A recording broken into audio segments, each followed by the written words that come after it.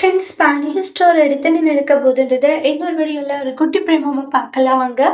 குமார் ரோட்ல வந்து வண்டியில போயிட்டு இருக்கோம். சரவணன் பார்த்தீங்கன்னா குமார் கிட்ட வந்து வண்டி நிப்பாட்டி பேசிட்டு இருக்காங்க. இங்க பாரு, நீ சுடரை கல்யாணம் பண்ணிக்க கூடாதுன்றாங்க. நான் ஏன் சுடரை கல்யாணம் பண்ணிக்க கூடாது? நான் சுடரை கல்யாணம் பண்ணிப்பேன்றாங்க. அதெல்லாம் நீ பண்ணிக்க கூடாது. சரி, சுடரை கல்யாணம் பண்ணிக்கலன்னா உன்னுடைய தங்கச்சி நீ எனக்கு கல்யாணம் பண்ணி கொடுக்குறியா அப்படின்ட்டாங்க. இதை கேட்டுட்டு கோவம் வந்து, சொல்லு உன் தங்கச்சி அரசி எனக்கு கல்யாணம் பண்ணி கொடுக்குறியான்னு. நான் கல்யாணம் பண்ணி கொடுக்குறேன் அப்படின்றாங்க. என்ன பொய்யே சொல்லல, உண்மையிலே என் தங்கச்சி நான் கல்யாணம் பண்ணி கொடுக்குறேன்ற மாதிரி சரவணன் சொல்லிட்டு வந்துருவாங்க. குமார் சந்தோஷமா போயிட்டு, என்ன நடந்துச்சு தெரியுமா சித்தப்பான்றாங்க. என்னடா ஆச்சு அப்படின்வாங்க.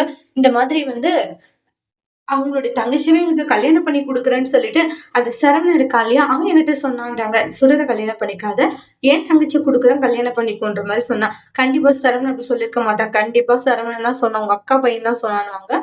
கோவத்தோட வந்து, டேய் உனக்கு கூறுகிற கெட்டு போயிருக்கடா, என்னடா காரியம் பண்ணி வச்சிருக்கன்றாங்க. என்ன மாமான்றாங்க. அந்த குமார் கிட்ட போயிட்டு அரசி நான் கல்யாணம் பண்ணி தரேன் உனக்கு அப்படின்னு சொல்லிட்டு வந்திருக்க, எந்த மூஞ்சி வச்சுட்டு சொல்லிட்டு வந்த அவங்ககிட்ட அப்படின்னுவாங்க. கேட்டுட்டு எல்லாரும் ஷாக் ஆகுறாங்க. அண்ணன் என்னன்னு இப்படி பண்ணிட்டு, சாரி அரசி என்ன மன்னிச்சிரு அண்ணன், உண்மையில நிறைய நம்பிக்கை வச்சு நான் இப்படி பண்ணிட்டேன் அப்படின்ட்டு அரசி அழுகுறாங்க. அதோட இந்த பிரமும் முடிச்சிருக்காங்க. தேங்க்யூ.